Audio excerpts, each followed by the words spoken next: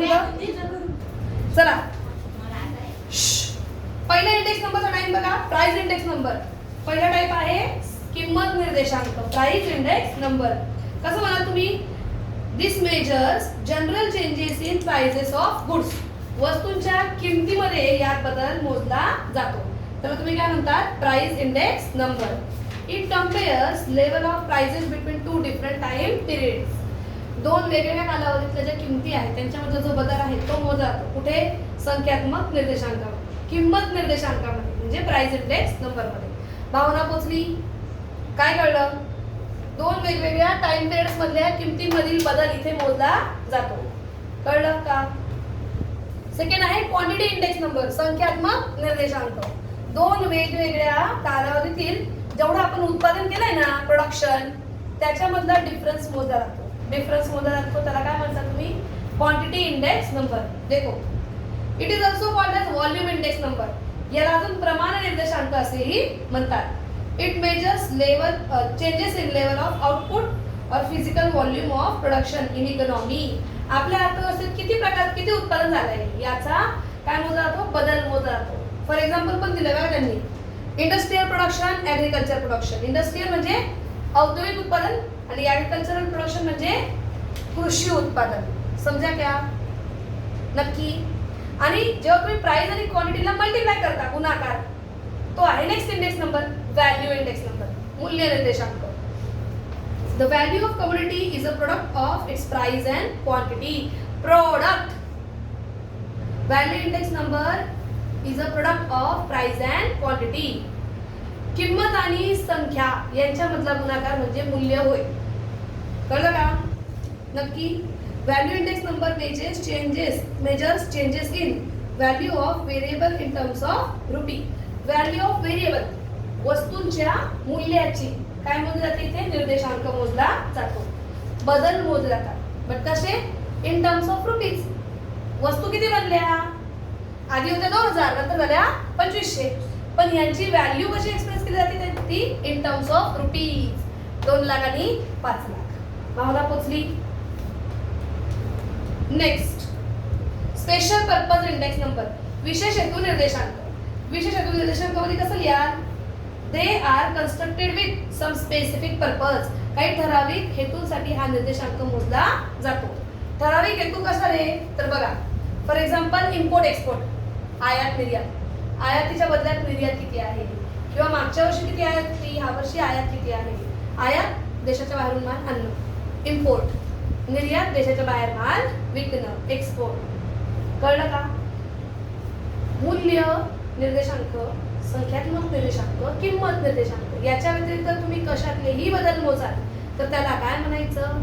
Special purpose index number, विशेष हेतू निर्देशांक. भावना पोचली? हा एक तर 4 मार्काला क्वेश्चन येतो. अगर ये नहीं आया तो ये आता है. आ जाओ. कंस्ट्रक्शन ऑफ इंडेक्स नंबर, निर्देशांकाच्या रचनेच्या पायऱ्या. ज्यादा कुछ नहीं लिखते हैं ना बोली तो भी चलेगा, पर उसके पॉइंट्स हमारे ध्यान में रहने चाहिए. पहिला पॉइंट काय आहे? पर्पज ऑफ इंडेक्स नंबर, निर्देशांकाचा हेतू. निर्देशांकाचा काय म्हटलं मी? हेतू. अभ्यास करण्याचा पण काही हेतू असतो की नाही? हेतू असेल तर काहीतरी अभ्यास करावा, तरी कमा करू नाही. काम करण्याचा पण काय असतो? एक हेतू असतो, बेनिफिट असतं, पर्पज असतं, माहित आहे की नाही? असेच कामं करा ज्यातनं फळ मिळेल आणि चांगलं मिळेल. मग इंडेक्स नंबरला पण काय लागतो? पर्पज लागतो, हेतू लागतो. The purpose of constructing index number is it's scope and it must be fruitful. त्यातनं काय मिळालं पाहिजे? काहीतरी फळ निष्पन्न झालं पाहिजे, असा निर्देशांक असायला हवा. भावना पोचली? पहिल्यावाला कळलं? नक्की. Second, selection of base year. Base year कसा निवडायचा निर्देशांक मोजताना? करेक्ट न मोजायचा, योग्य. योग्यला इंग्लिश मध्ये काय म्हणतात रे? इंग्लिश मध्ये काय म्हणतात? करेक्टिव्ह असा, ॲक्युरेट असा. मला बेस इयर निवडावा लागेल. म्हणजे बघा बरं का, आपल्या मोदी सरकारने म्हटलं आपल्या देशाची ग्रोथ रेट वाढली मागच्या काही वर्षात, आणि त्यांनी काय केलं माहिती का? इकडे पहा, डायरेक्ट 2020 आणि आत्ताची कंपॅरिझन केली 2025. अब मुझे बताओ, कोरोना टाइम मध्ये अशी पण आपली ग्रोथ कशी होते रे? कमी होती. आणि तुम्ही आता एकदम 2025 दाखवताय, ती कशी दिसणार आहे रे? खूप सारी जास्त दिसणार आहे. निर्देशांक असा असला पाहिजे, मागचं वर्ष आणि हे वर्ष कम्पेअर करताय, कळलं का? ज्यातनं ऍक्च्युअल चेंजेस कळतात. म्हणजे काही कंपन्या काय असतात, कंपनी चालू झाली 2020 ला, ती म्हणते आमचा मागच्या वर्षी 2020 ला प्रॉफिट होता 100, तो 2025 मध्ये झालेला आहे 20,000. बघा किती टक्क्यांनी प्रॉफिट वाढला. What is this? प्रॉफिट वाढला आहे, ठीक आहे, दर वर्षाचं सांगा, डायरेक्ट 5-6 वर्षाचा गॅप चालणार नाही. Base year should B accurate और त्याला काय म्हणतात, करेक्ट. बेस इयर कसा असला पाहिजे? योग्य असला पाहिजे. बघा त्यांनी काय दिलंय, it is the year against which the comparison is made. Base year म्हणजे असं वर्ष ज्यासोबत आपण काय करतो, कंपॅरिझन करतो, कळलं का? आणि the base year should be normal, it should be free from natural calamities. नैसर्गिक आपत्ती होती ना 2020 ला, काय होता? कोरोना. आणि त्या काळाची कंपॅरिझन तुम्ही आत्ताच करताय, हे पॉसिबल आहे का रे? नाही. बेस इयर काय कसं पाहिजे, ज्यात कोणत्याही प्रकारची नैसर्गिक आपत्ती आली नव्हती. चांगलं वर्ष होतं त्या वर्षाचं आणि या वर्षाचं कंपॅरिझन करा, कळलं का? नक्की. ज्याला तुम्ही आजारी होते तेव्हाचं तुमचं कंपॅरिझन, तेव्हाचे मार्क होते मॅडम आमचे 40%, आणि आता बघा, आता तुम्ही टकाटकी मॅडम बघा 80% मार्क आहे, कितना 40% डिफरन्स. व्हॉट इज दिस? कसं असलं पाहिजे तुमचा बेस इयर? कसा असला पाहिजे, ज्यात कोणतीही नैसर्गिक आपत्ती नव्हती, कळलं? नक्की. Next, selection of items. Items म्हणजे वस्तू. तुमच्या वस्तू आहेत ना निर्देशांक मोजताना, त्या पण कशा असल्या पाहिजे? करेक्ट असल्या पाहिजे, ॲक्युरेट असल्या पाहिजे. बघा, it is necessary to select sample of number of items to be included in construction of index number. काय उपयोग नाही खाचं. निर्देशांक मोजताना करेक्ट सॅम्पल्स तुम्ही मोजले पाहिजे, योग्य असं सॅम्पल तुम्ही वापरलं पाहिजे. यांनी एक्झाम्पल दिले बघा. For example, in construction of price index number it is impossible to include each and every commodity. किंमत निर्देशांक काढाल तर प्रत्येक वस्तूची किंमत मोजणे ते शक्य आहे का? नाहीये. The commodities to be selected should represent taste, habit, custom of the people. Besides, standardise और graded items should be included to give better result. ज्या गोष्टी खरंच काही उपयोगाच्या आहेत अशा वस्तूंचा काय काढा? निर्देशांक काढा. कसा वस्तूंचा? ज्या खरंच स्टँडर्डाइज आहेत, ज्याचा बदल मोजल्याने काहीतरी उपयोग होतो आहे, अशाच वस्तू निर्देशांक मोजताना निवडल्या गेल्या पाहिजे, कळलं? नक्की. सिलेक्शन ऑफ आयटम्स और कमोडिटीज मस्ट बी फ्रुटफुल. तीच लाईन ती लिहिली तरी चालेल की जेव्हा तुम्ही वस्तूंची निवड करताय, त्या वस्तूंची निवड केल्यावर निर्देशांक योग्य येईल अशाच वस्तूंची निवड केली गेली पाहिजे, कळलं का? म्हणजे तुमच्याकडे मागच्या वर्षी एकदम डी क्वालिटीचा काय होता? पोटॅटो होता, बटाटा उत्पादन डी क्वालिटीचं होतं, आणि यावर्षी तुमच्याकडे अगदी ए क्वालिटीचं आहे ना? तुमच्याकडे एक होता ए क्वालिटीचा बटाटा आणि एक डीचा होता. तुम्ही याचं आणि याचं कंपॅरिझन करताय. दिस इज नॉट पॉसिबल. हे चुकीचं आहे. तुमच्याकडे खराब बटाटा होता आणि ते एक चांगला, आता यावर्षीचा चांगला पण होता आणि एक खराबही होता. तुम्ही कंपॅरिझन काय करताय? खराब बटाट्याच्या उत्पादनाचं चांगल्या बटाट्याच्या उत्पादनाशी. चुकीची गोष्ट आहे. जी वस्तू निवडताय ती कशी असली पाहिजे? स्टँडर्डाइज असली पाहिजे, व्यवस्थित प्रमाणित वस्तू असली पाहिजे. भावाला पोचली? नेक्स्ट आहे selection of price quotation. Selection of price quotation मराठीमध्ये काय म्हणले त्याला? किमतीची निवड. Prices of selected commodities may vary from place to place, shop to shop. बघा ना, वस्तूची किंमत ही प्लेस टू प्लेस, जागा ते जागा, दुकान ते दुकान काय होऊ शकते? चेंज असू शकते, है की नाही? Therefore, it is desirable that price quotation should be obtained from an unbiased price rating agency. मारा बॉक्स. किमतीची निवड ही तुम्ही कुठून केली पाहिजे? Unbiased price quotation agency. Unbiased म्हणजे काय? की जी कोणामुळेही काय झालेली नाहीये, कलुषित झालेली नाहीये, अशा एखाद्या एजन्सीकडूनच तुम्ही काय केलं पाहिजे? किमती घेतल्या पाहिजे, कळलं का? काही काय शब्द दिला तुम्ही तुम्हाला तिथे त्यांनी दिलाय अनबायस्ड. काय म्हटलंय त्यांनी,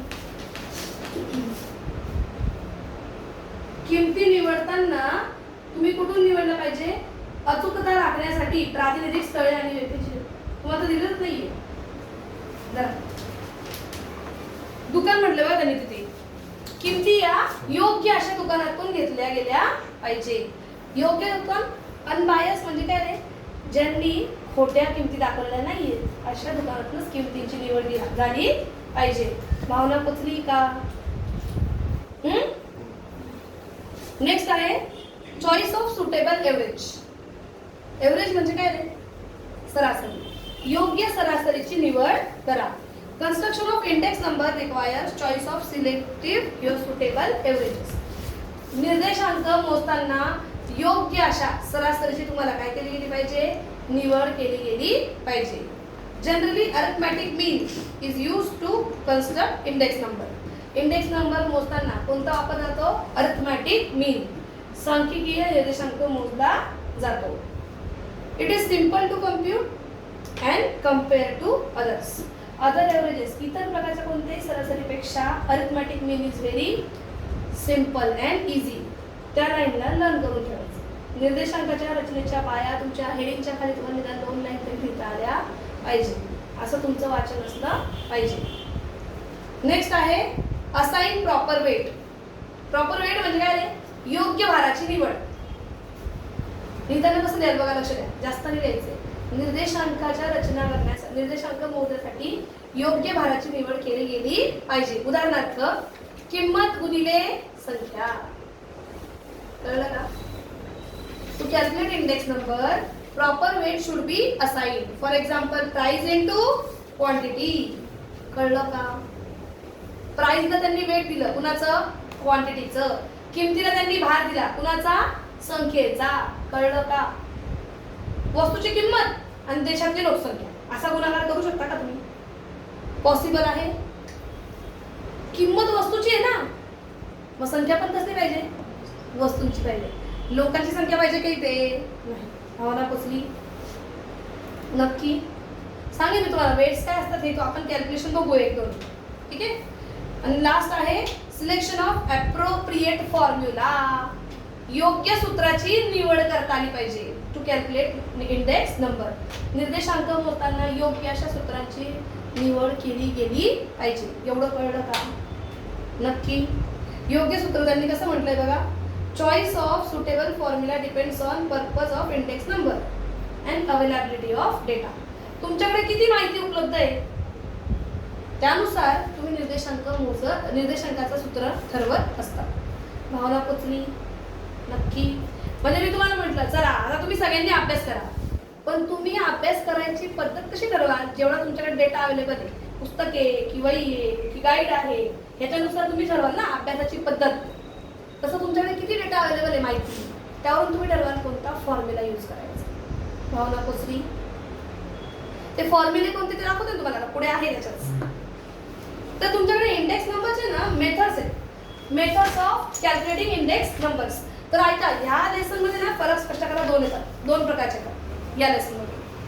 पहिलं त्याच्याच खाली दिलेलं आहे बघा, सिंपल इंडेक्स नंबर आणि वेटेड इंडेक्स नंबर. दिसला का? आणि दुसरा येतो त्याच्या पुढच्या पेजवर आहे, Laspeyres index number and पास्टचे इंडेक्स नंबर. दिसला का? लास्ट पेअर इंडेक्स नंबर आणि पास्टचे इंडेक्स नंबर. दिशा फोटो बघा ना, ते एक आहे लास्ट पेअर आणि एक आहे पास्टचे. मागच्या पेजवर पास्टचे सापडला का? तो कधी कधी येतो, किंमत निर्देशांक आणि मूल्य निर्देशांक, म्हणजे प्राइस इंडेक्स नंबर आणि व्हॅल्यू इंडेक्स नंबर हा कधी कधी येतो. पण यावेळेस मला ह्या दोघांपैकी एक येण्याची गॅरंटी वाटते. त्याचं काय नाव आहे? सिंपल इंडेक्स नंबर आणि वेटेड इंडेक्स नंबर. साधा निर्देशांक, भारान्वित निर्देशांक, आणि दुसरा लास्ट पेअर आणि पास्टचे. आता थोडंसं पुढे होऊन बसा, म्हणजे तुम्हाला दिसेल मी काय शिकवते. ओके, चला इंडेक्स नंबर मोजण्याचे तुमचे फॉर्म्युले बघा त्यांनी दिलेले. आपण पहिले कोणता इंडेक्स नंबर काढणार आहे? Simple index number. पहिले कोणता शिकायचा आहे तुम्हाला? Simple index number. ओके, चला पहिले आपण बघू सिंपल इंडेक्स नंबर. एकच एक्झाम्पल घेऊ, त्यातच वेगवेगळे इंडेक्स नंबर काढूया. ओके, पहिला तुमचा काय आहे, तुमच्याकडे सिंपल इंडेक्स नंबर आहे. बघा एक एक्झाम्पल दिलेलं आहे तुम्हाला, दिसतंय तुम्हाला? त्यांनी जरा जास्त मोठे अमाऊंट दिले, आपण छोट्या छोट्या अमाऊंटचं एक्झाम्पल घेऊया म्हणजे आपल्याला सगळीकडे यूज करता येईल. इकडे बघ, नको गप्पा मारू, मला पुन्हा गप्पा मारायला सापडली तर मग मी तुला सांगते. एक्झाम्पल इथे लिहितीये मी. हा, इथे दिसतंय का आता रेकॉर्डिंग मध्ये? हा, प्राइस क्वांटिटी, प्राइस क्वांटिटी हे आहे तुमचं बेस इयर, मूळ वर्ष, आणि एक आहे करंट इयर, चालू वर्ष. बेस इयरला म्हणायचं 1, बेस इयरला म्हणायचं 0 आणि करंट इयरला काय म्हणायचं 1. आता सध्या आपल्याला कोणता इंडेक्स नंबर काढायचा आहे, पहिले आपण एक्झाम्पल लिहून घेऊया. आपल्याकडे वस्तू आहे A B C D. तुमचे गप्पा मला नको आहे, पर्सनल वाले तोंड बंद ठेवा. समजा प्राइस होती 6, 5, 4 आणि 3. समजा क्वांटिटी आहे ते 10, 30, 40 आणि 50. इकडे करंट इयरला प्राइजेस वाढले, तिकडे झाली आहे 16, इथे प्राइस झाली आहे 12, इथे झाली आहे प्राइस 10 आणि इथे झाली आहे 5. आता बघा यांच्या क्वांटिटीज बघा. 16 एवढी जेव्हा तुमची किंमत होती तेव्हा इथे तुमची डिमांड होती समजा 5 किलो. किंमत कमी झाली, तुमची डिमांड झाली 10 किलो. किंमत वाढली 50 घेऊया, इथे 100 घेऊया, इथे घेऊयात 120 आणि इथे घेऊयात 150. चला, आपल्याकडे पहिले तुम्हाला काय शिकायचं आहे, फक्त आणि फक्त किंमत निर्देशांक शिकायचं आहे. काय शिकायचं आहे? किंमत निर्देशांक. म्हणजे तुम्ही काय बघाल, फक्त आणि फक्त. हे बघा, इकडची किंमत, तिकडची किंमत. तुम्ही काय शिकताय? सिंपल इंडेक्स नंबर, साधा निर्देशांक. काय शिकताय तुम्ही? साधा निर्देशांक. ओके, आपण काय शिकतोय? साधा निर्देशांक, सिंपल इंडेक्स नंबर. याचे प्रकार बघा किती आहेत. याचे प्रकार 3 आहेत. एक आहे प्राइस इंडेक्स नंबर, एक आहे क्वांटिटी इंडेक्स नंबर आणि एक आहे व्हॅल्यू इंडेक्स नंबर. खूप मनापासून बघा. समजलं व्हेरी व्हेरी गुड, नाही समजलं नका देऊ पेपर, काय फरक पडत नाही. मला तुम्हाला काय शिकवायचं आहे, पहिले फॉर्म्युले शिकवायचे. कॅल्क्युलेशन नाही शिकले तुम्ही तरी मला काही प्रॉब्लेम नाही. चला इकडे बघा, पहिला काय आहे? Price index number. मला तुम्ही मागे वळल्यावर गप्पा न मारताना सापडले तर खूप छान वाटेल मला. टोटल, याला काय म्हणतात? Total. Total of price, current इयरची प्राइस, टोटल ऑफ लास्ट इयरची प्राइस इंटू 100. हा फॉर्म्युला आहे प्राइस इंडेक्स नंबरचा, किंमत निर्देशांकाचा. दुसरा बघा, total of price quantity of current year, total of quantity of last year into 100. आणि इकडे बघा, total of price of current year, quantity of current year, total of price of last year, quantity of last year into 100. याला म्हटलं जातं कोणता index number? Simple index number, साधा निर्देशांक. हा किंमत निर्देशांक, हा संख्यात्मक आणि हा मूल्य निर्देशांक. कळलं का? नक्की. हा आहे प्राइस इंडेक्स नंबर, हा आहे क्वांटिटी इंडेक्स नंबर, हा आहे व्हॅल्यू इंडेक्स नंबर. यांना नाव काय? साधा निर्देशांक. काय नाव? साधा निर्देशांक. का बरं साधा माहिती का? वरती चालू इयर आणि खालती बेस इयर, विषय संपला. हे बघ ना, चालू इयरचा 1, बेस इयरचा 0, चालू इयरचा 1, बेस इयरचा 0, चालू इयरचे 1, बेस इयरचा 0, है की नाही? याला काय म्हणतात? साधा निर्देशांक. कळलं का? येस और नो? मग तुमची फरक स्पष्ट करायला जर का आलं तर पहिली लाईन, त्याचं मिनिंग. पहिली लाईन काय याचं मिनिंग साध्या निर्देशांकाचं. तर साध्या निर्देशांकाचं तुमचं मिनिंग काय आहे हे बघा. In this method all variables are given equal importance. या पद्धतीमध्ये सर्व चलांना समान महत्त्व दिलेले आहे. कळलं? डेफिनेशन कळली? सर्व समान महत्त्व म्हणजे काय ग? इकडे पण करंट इयर आहे, इकडे भी करंट इयर आहे, इकडे पण करंट इयर आहे. डिवाइड केलं इथं लास्ट इयर आहे, इथं लास्ट इयर आहे, इथं लास्ट इयर म्हणजे बेस इयर है ना. सर्व चलांना कसं महत्त्व आहे? समान महत्त्व आहे. कुठे? कोणता निर्देशांक? साधा निर्देशांक. कळलं? पहिला फरक कळला. मीनिंग मध्ये लिहायचंय. तुम्हाला क्वेश्चन काय येतो? एक सिंपल इंडेक्स नंबर आणि दुसरा काय येतो? वेटेड इंडेक्स नंबर म्हणजे भारान्वित निर्देशांक. एक लास्ट पेअर आणि एक पाचशे है ना. या दोघांमध्ये फरक काय? पहिले आपण ह्या दोघांचा फरक स्पष्ट करा बघतोय. याचा फरक स्पष्ट करा काय आहे? All variables given equal importance. सर्व चलांना समान महत्त्व दिलेले आहे. आणि याचं काय आहे? याचं काय म्हणाल इथे? या पद्धतीत योग्य भाराची निवड केली जाते. योग्य भाराची स्पेलिंग अक्षर जोडून द्या. निवड केली जाते. तुम्ही इंग्लिश मध्ये काय लिहाल रे? असाइन प्रॉपर और सुटेबल वेट्स. खत्म. मीनिंग कळलं का? एक लाइन मध्ये मीनिंग है. एक लाइन में है तो भी कोई भी तुम्हारा मार्क नहीं कट करेगा. कळलं का? मीनिंग समजलं का? याचा मीनिंग झालं. टाइप्स लिहा. विषय संपला. 2 नंबर टाइप. पहिला टाइप काय आहे? किंमत निर्देशांक, संख्यात्मक निर्देशांक, मूल्य निर्देशांक. Price index number, quantity index number, value index number. विषय संपला. कळलं? यस. हे पण लिहायचं. फॉर्मूला लिहायला लागेल. नहीं फॉर्मूला नहीं, फक्त नाव लिहायचे. ओनली नाम लिखने का है. फॉर्मूला क्यों लिखना है मैं बताती हूँ बाद में. फक्त नाव लिहायचं. किंमत निर्देशांक, संख्यात्मक निर्देशांक, मूल्य निर्देशांक. Price index number, quantity index number, value index number. आणि ह्याचे काय आहे? त्याचे स्पेलिंग द्या रे. लास्ट पेअर आणि फास्ट स्पेलिंग कुठे तो गडबडून द्यायची. तुम्ही गोंधळ घालायचे. Last pairs. आणि हा कोण आहे? पाचशे. पाचशे काटाचं स्पेलिंग बघून दिलेत मला सांगा. PAASCHE. PAASCHE. पाचशे. कळलं काय एवढं? चला तुम्ही कसं म्हणाले? फरक स्पष्ट करा मध्ये. Here proper weights are assigned. Suitable weights are assigned. In this method suitable weights are assigned. For example म्हणजे खालचा दुसरा पॉइंट. लास्ट पेयर्स आणि पाचशे. समजा इतना कळलं. जरा एक फरक स्पष्ट करा. संपलं. आता अगर तुमको दूसरा फरक स्पष्ट करा है, मेरे को IMP लगता है वो वाला. लास्ट पेयर आणि पाचशे. ओके. महिन्यात लिहिताना कसं लिहायचं यांचं मी नंतर सांगते. पहिले फॉर्म्युला लिहूयाचा. इकडे बघा माझ्याकडे. इकडे बघा माझ्याकडे. हा असा इथं 0 आहे बरं का. ते इथं 100 आहे. इथं काय आहे? 100. चला इकडे बघा माझ्याकडे. टोटल काय म्हणलं मी? Total. P1 Q0. P1 Q0 ये तो फिक्स आहे.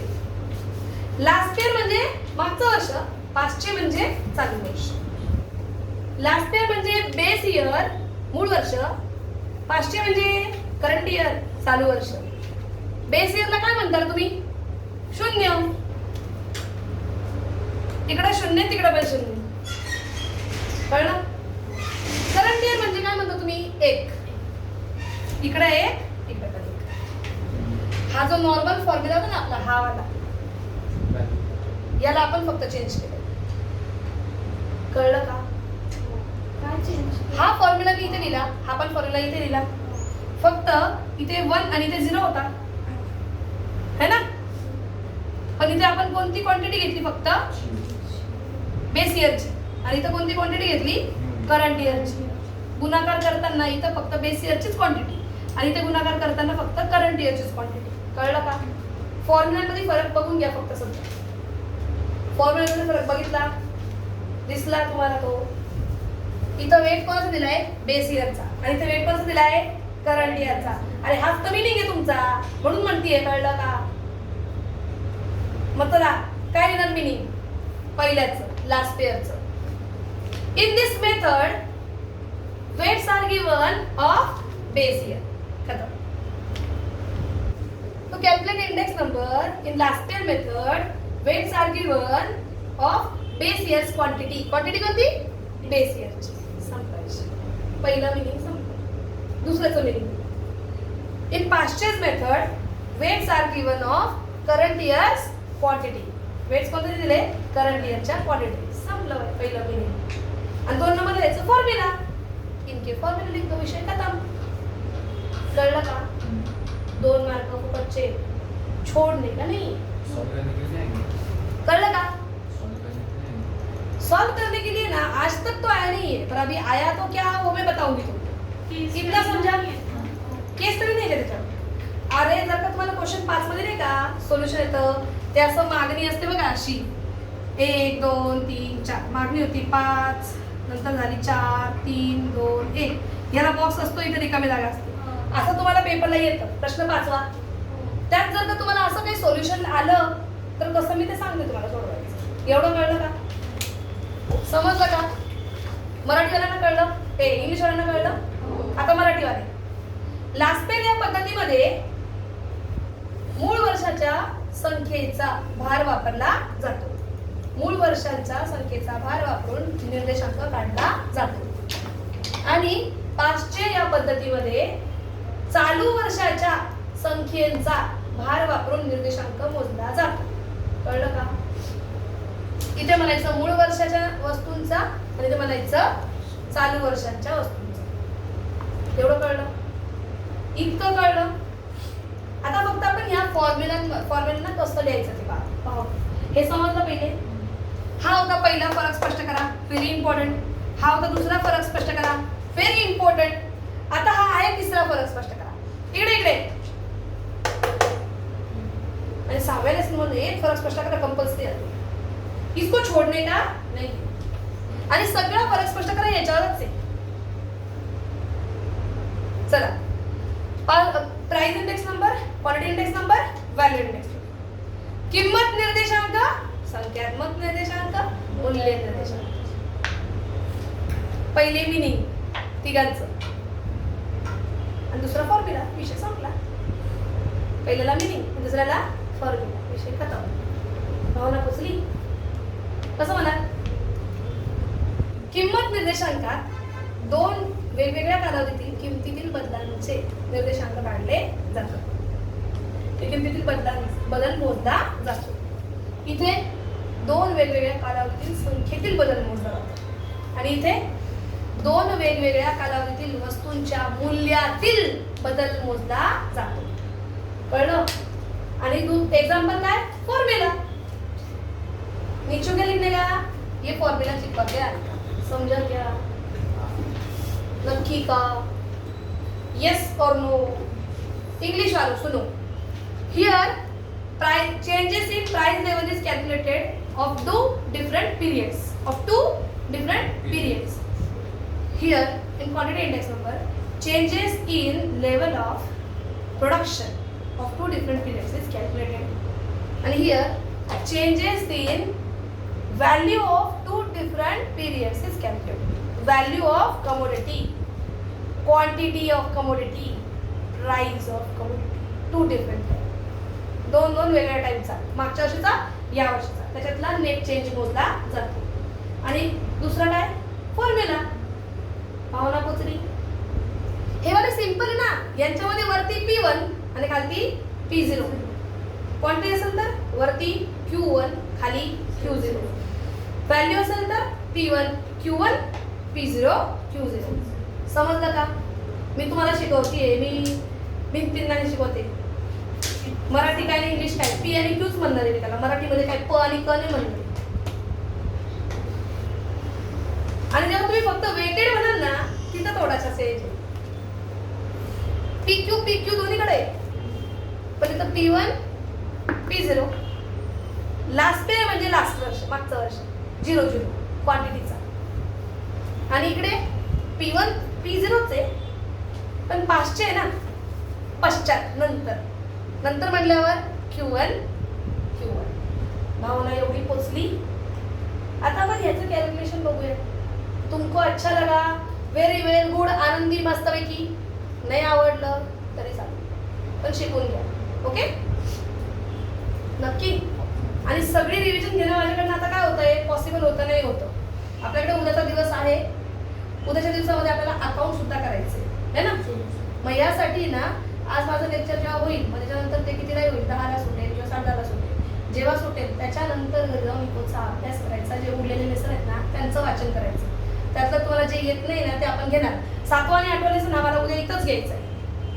पण 9व्या आणि 10व्या लेसन मध्ये तुमचं काही अडत असेल तर ते तुम्ही मला विचारणार आहात. समजतंय का? चला आता पुन्हा एकदा इकडे या माझ्याकडे. इकडून दिसतंय का सगळं? इकडे दिसतंय? हा चला पहिला फॉर्म्युला आपण याला असं नंबर देऊया. 1 नंबर. चला 1 नंबरचा फॉर्म्युला काय म्हटलं मी? 1 नंबरचा फॉर्म्युला. चलो लो फॉर्म्युला काय मला सांगा. टोटल कायचे बरे? P1 आणि P0. हे बघा हा P1 इकडून गेला P1 आणि हा आहे P0. चलो टोटल मारते. थांबा रे 1 मिनिट थांबा रे. हा 5 आणि 10 15. 15 आणि 12 27. बरोबर ना? 15 आणि 12 27 येतात ना? 27 आणि 10 27 आणि 10 37. 37 आणि 6 43. म्हणजे करंट इयरची प्राइस किती आली? 43. टोटल ही काय आहे? टोटल. चला बेस इयरची 6 आणि 5 11. 11 आणि 7 18. खाली किती आले? 18. गुणिले मारलं 100. गेले भाऊ कॅल्सी मोबाईलवर पहिल्यांदा तू खुश होऊन जाशील. करा 43 अपॉन 18 इंटू 100. हे पेपरला करता येईल का कॅल्सी? तिथे आपल्याला खेळावं लागेल. आता घे करून कॅल्सी, वेळ आपण कमी आहे. घ्या सांगा किती टक्के? जल्दी 266.666. 266.666 266.666. भावना पोचली. बेस इयर किती असतो नेहमी? 100 धरला जातो इंडेक्स नंबर. किती बदलला रे? 166. बाकी मोड देतो. हे काढता आलं, संपला विषय. चला 2 नंबर. 2 नंबर काय आहे? Quantity index number. फॉर्म्युला काय सांगा?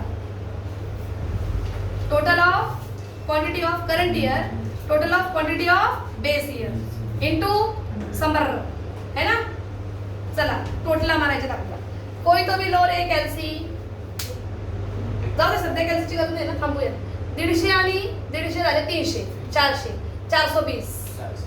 ऊपर आया करंट ईयर का क्वांटिटी 420. करंट ईयर का क्वांटिटी 420 चालू वर्षाचा. मूळ वर्षाचा किती सांग? 6 5 सॉरी 10 30 40. 40 आणि 40 80. 80 आणि 50 130. ले रे कॅल्सी इंटू 100. कितना आया निर्देशांक? निकालो. 550.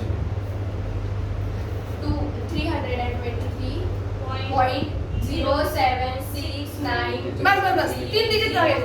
3 डिजिट ओनली 3 डिजिट. ज्यादा नाही, ओनली 3 डिजिट. भावना पोचली. हा कोणता इंडेक्स नंबर होता? क्वांटिटी इंडेक्स नंबर, संख्यात्मक निर्देशांक. येस. नेक्स्ट बघा व्हॅल्यू इंडेक्स नंबर, मूल्य निर्देशांक. आता गुणाकार मारायचा आहे. आता कॅल्सी स्पेशली लागेल आपल्याला, कारण गुणाकार करून कुठेतरी लिहायला लागेल आपल्याला. इथे लिहू कमी असं नाही का? माहितच लिहितो काय होते? Price of current year, quantity of current year, price of last year, quantity of last year. Seriously कराल तरच आपल्याला जमणार आहे. दात नुसते काढत राहिले तर काही जमणार नाही. हा मी तिथे येऊन मारेल प्रत्येकाला, पर्सनली मारून. चला 10 सका 60,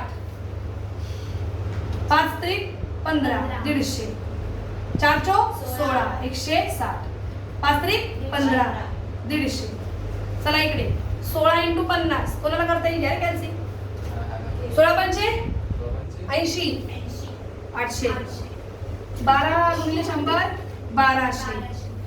10 × 120 वापस 1200. आणि 5 × 150 15 5 75 750. बरोबर. आता फक्त यांची टोटल मारून द्या मला.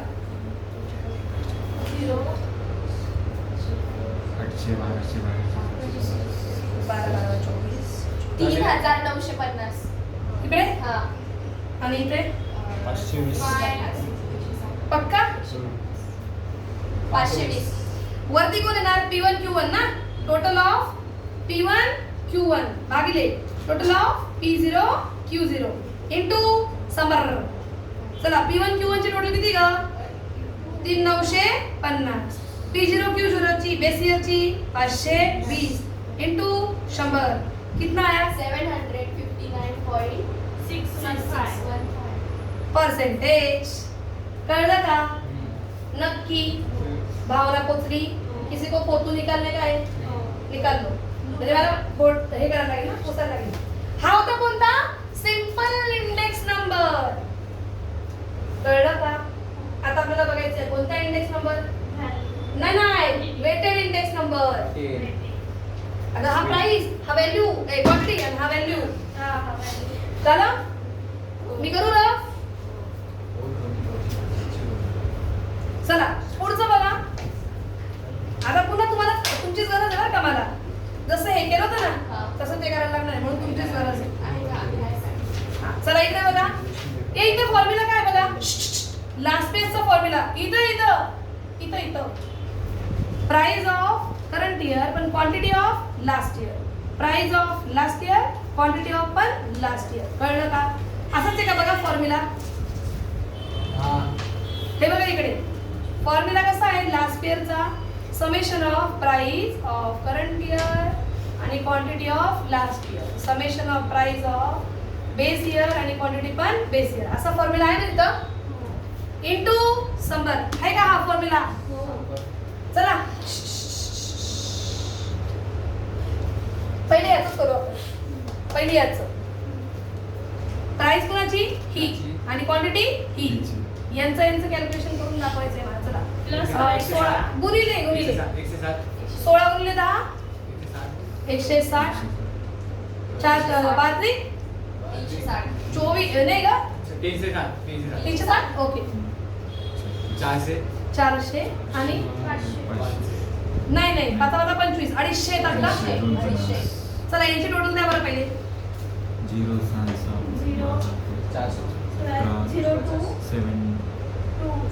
टू येतील ते 1170. 1170 ओके. आता इकडे बघा P0 Q0 कुठे P0 हा बघा इकडे P0 Q0. चला 10 सात 60 5 3 50 इथं कुठे होतं ना ते 160. हा 160 आणि 150 टोटल 520. चला इकडे या फॉर्म्युला 1170 भागिले 520 इंटू 100 घ्या कॅल्सी 225. 225%. कळला का लास्ट इयर इंडेक्स नंबर नक्की. आता 500 इंडेक्स नंबर. 500चं काय लिहिलं रे फॉर्म्युला सांग तरी हे. थांबो हे सगळं पुसू दे मला. चल बोल P1 Q1 P0 Q1 इथं लिहू दे मला 500 सांग summation of P1 Q1 upon summation of P0 Q1 into 100. चला प्राइस अँड क्वांटिटी ऑफ कोणाची 1 याचं होतं यार मी उगाच पुस्तक. चला जाऊ दे 800 1200 आणि 750 टोटल होती 3950 बरोबर ना बोली. 1200 2400 3000 हा बरोबर. प्राइस ऑफ कोणती ही आणि हे इकडं. कळलं का प्राइस कुणी पण क्वांटिटी नवी. कोण नवी क्वांटिटी नवी.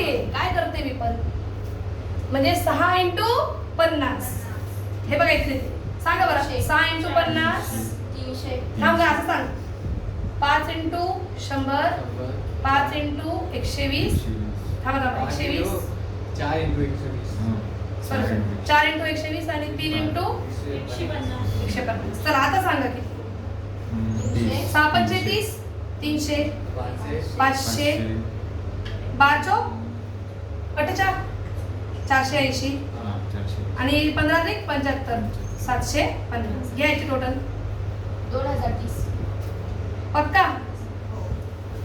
चला वरती कोण आहे 3950 खाली 2030 इंटू 100 किती आलं 194.581. टक्के. कळलं का मारा याचा फोटो लास्ट इयर 500 कळलं का? नक्की. इंडेक्स नंबर लेसन कळाला? नक्की कळाला? हे एकदा व्हिडिओ मध्ये बघितलं तरी पुन्हा होऊन जाईल तुमचं. मी व्हिडिओ कधी केला